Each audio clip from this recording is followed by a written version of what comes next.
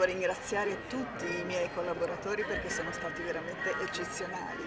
In poco più di un mese sono riusciti a realizzare quello che solitamente si fa in diversi mesi, quindi è una soddisfazione enorme. Sono stati tutti veramente eccezionali.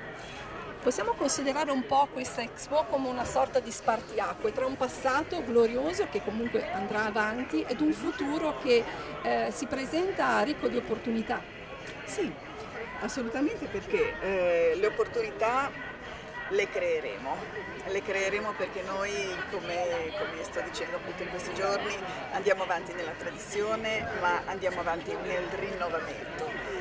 Prenderemo tutto ciò che di buono abbiamo già fatto, lo analizzeremo, sarà un concretizzare l'esperienza di tutti questi anni, ma apriremo delle grandissime finestre sul futuro.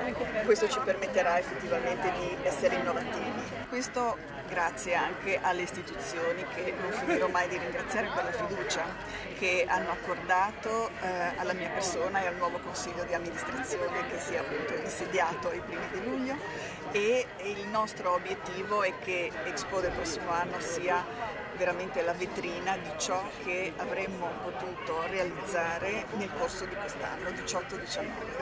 Lei è la sua prima Expo da Presidente, girando tra gli stand, che idea si è fatta? C'è comunque un attaccamento al territorio anche nelle piccole produzioni di nicchia?